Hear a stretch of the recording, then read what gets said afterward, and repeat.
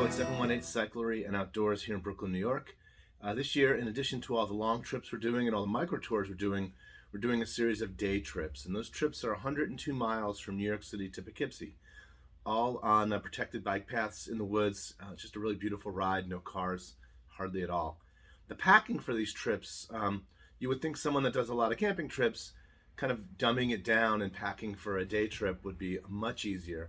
It's certainly easier, but it's not much easier, because the idea is that when you're packing down for a day trip, you want to try to keep your bike kind of as light as possible, because you are putting in 100 plus miles, so you're not bringing everything in the kitchen sink. So what I do is I go through the packs that I use for my longer rides and kind of start editing and taking things out. And I like to think of things in like 4 categories, and I'll go through them in a second, how I kind of compartmentalize everything. In no particular order, I have my tools, I have my first aid stuff, I have my rain gear and things like that, and I have kind of miscellaneous straps and all kinds of stuff, things that could go wrong on someone's bike that might need strapping down or things like that. So those are the 4 categories of things that I like to kind of get down into my kit for our day trips. So let's take a look at those. So like I mentioned, here are the 4 categories of things that I like to use. There's first aid, tools, rain gear, and miscellaneous. So let's go through the first aid kit real quick. In the first aid kit, we did wilderness first aid training not too long ago.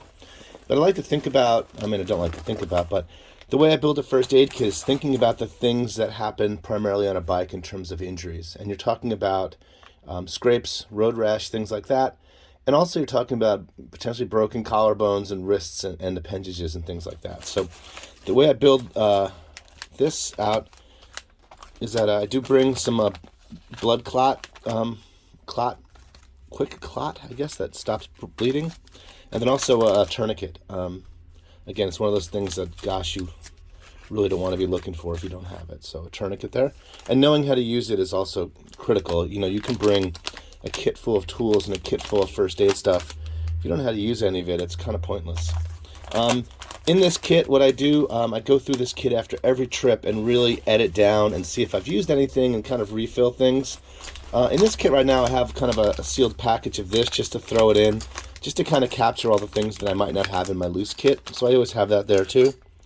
And then in here, loosely, I have all kinds of Band-Aids, bandages, gauze, first aid cream. Again, thinking about, scrapes on the road and thinking about having to kind of, either using alcohol swabs or first aid cream to kind of, get rid of the infection and things like that. So in a sense, my first aid kit really doesn't change from when we go on micro tours to when we do day trips. But I always edit it. After every trip, we come back, the first few days, the last thing you want to do is look at your bike. But then after a while, what I do is I'll start pulling stuff out and editing things real quick, just to make sure that, you don't want to get, I'll zip this up later, you don't want to get complacent with what you have in your first aid kit. So here's my toolkit. This is a tool roll I've been using from Swift. I'm sorry. It's seen cleaner days, but it certainly hasn't seen better days. So again, this is a kit that doesn't actually get edited down at all either, in terms of what I use on my trips. I've kind of tried to organize these over the years, and things have changed. In this first pocket here, I'm going to have a really cool little toolkit that I got from Spur Cycle. It's a titanium kind of ratchet system. A little more of a novelty act, but, nice to have. I also will put a $20 bill in here. And then in addition, I have some of my tubeless repair stuff in here. This first pocket. I'm not going to be able to pack this back on the camera, so we're just going to keep talking. Second one is chains. So I have master links. I have, chain tool and a bunch of master links for all the different size chains that are out there. CO2. I'm not a big CO2 fan. I've never actually successfully done this, but I do bring a CO2 cartridge and an inflator here. My fourth one over. This guy here is a fiber spoke. So this is, again, able to replace spokes. And then coming up to the top here, in what's called patch, I have a tire lever, patch kit, and a bunch of boots and loose patches, adhesive and non-adhesive. So that goes in the patch section. Where this says spoke, no longer really is a spoke. I use this ratchet rocket from Toe Peak, and this is a really, really nice tool that just kind of a professional grade tool that has a ratchet and you're able to really use. So I like this tool a lot. It's a really decent tool for sure. Put that back.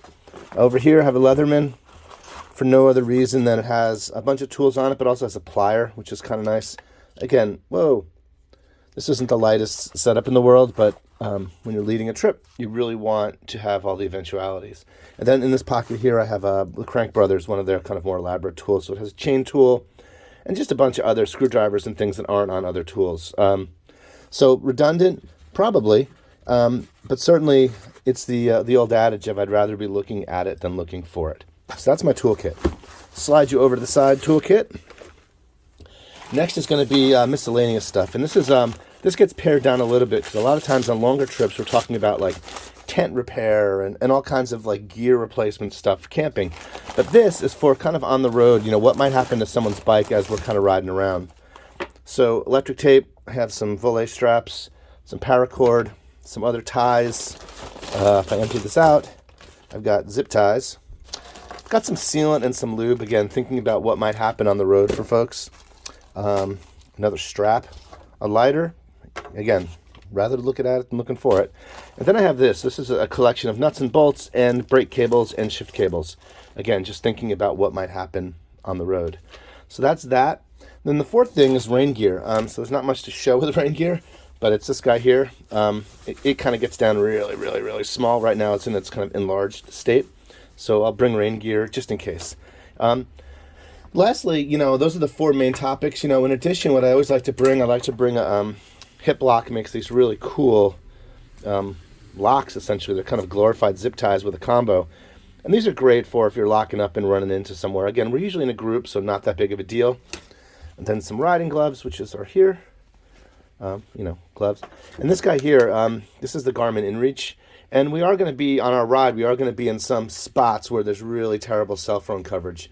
So what this does is I have my wife kind of alerted that if we get messages, we're able to text via satellite out. So any of those issues that we have, we can kind of, get some help immediately. So that's why I always bring this guy.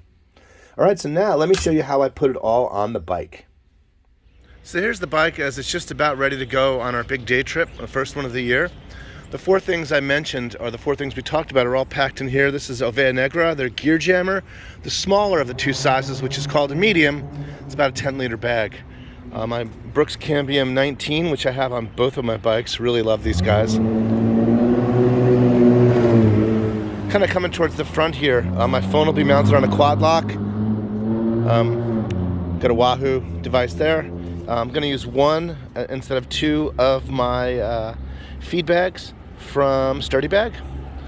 And then coming around front here, took my tent and sleeping bag off. Obviously, I'm going to keep these King Cage titanium racks on. They're super light. I don't feel like taking them off. The pedal cell, which is going to give me the power that I need on the trip. And I'm going to run 3 water bottles as I usually do. The last thing we're going to talk about here, which I forgot to talk about earlier, is hydration and nutrition. Again, I always like to take 3 water bottles, and in my mind, I just kind of go back and forth between these two, keeping them refilled. The third guy down there, which admittedly gets dirty and things like that, that becomes the emergency. What I also bring is some kind of electrolytes like Noon, other products similar, and I'll put those in the feed bag here, and that's where I'm going to have my snacks, some Cliff Bars, gels and all kinds of cool stuff, which you can see right here in the shop. I'll just grab a bunch and just go. We are going to stop pretty regularly, but I do like to tell people that, on any of our trips, you don't want to wait until you're thirsty to drink, and you don't want to wait until you're hungry to eat. So that becomes really important to kind of manage that on a trip like this. That's really all I've got. We're leaving in a couple days. We're going to do 3 or 4 of these trips this year. They're 102-mile day trips. And again, there is a different methodology in terms of packing. And, one would think that it's easier, it's a day trip. But we really want to be careful that we don't get complacent with things like safety, first aid, and being prepared, because out on the road, it doesn't matter if you're camping or just doing a one long day trip, things can happen. So we always want to be prepared. Anyway, thanks for watching, and I will see you out on the road.